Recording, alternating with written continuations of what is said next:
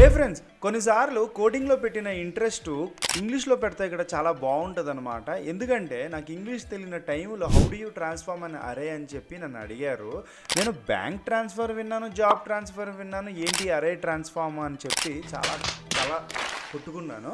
అప్పుడు నాకు తెలిసింది ఏంటంటే మనకి అరే ఆఫ్ ఎలిమెంట్స్ ఉంటాయి కదా, వీటిని మనం వేరే వాల్యూస్గా ట్రాన్స్ఫార్మ్ చేయడం. ఇక్కడ క్వశ్చన్ ఏంటంటే how do you transform an array or how do you double the values అని చెప్పి అడిగారు. సో అలాంటి టైంలో నేను ఏం చేశాను, మాకు అప్పట్లో మ్యాప్ అనేది చాలా కొత్త కాబట్టి numbers.map అని వాడి దీంట్లో ఒక ఫంక్షన్ రాస్తాం కదా, ఈ ఫంక్షన్లో నేను ఏం చేశాను, రిటర్న్ నమ్ ఇంటూ 2 అని చేశాను అనమాట.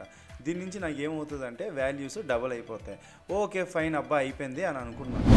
కానీ వాళ్ళు చెప్పారు ఓకే ఫైన్, ఇప్పుడు ఇదే వాల్యూస్ని రివర్స్ చేసి ఎలా చేయగలవు అన్నారు. రివర్స్ ఎలా చేస్తారా అని చెప్పి చాలా తలకొట్టుకున్నాను. కమెంట్స్లో మీ కమెంట్ పెట్టండి. ఇది చూడండి, నేను ఏం చేశానంటే జనరల్గా మ్యాప్ ఇదే అప్రోచ్తో వెళ్తాం కదా, కానీ న్యాక్గా నేను మధ్యలో రివర్స్ మెథడ్ రాస్తాను. సో అరే వాల్యూస్ రివర్స్ అయిపోయి దీని నుంచి సింపుల్గా వాల్యూస్ అన్నీ నేను రివర్స్ చేస్తాను అనమాట. ఓకే, ఎంత సింపుల్ కదా.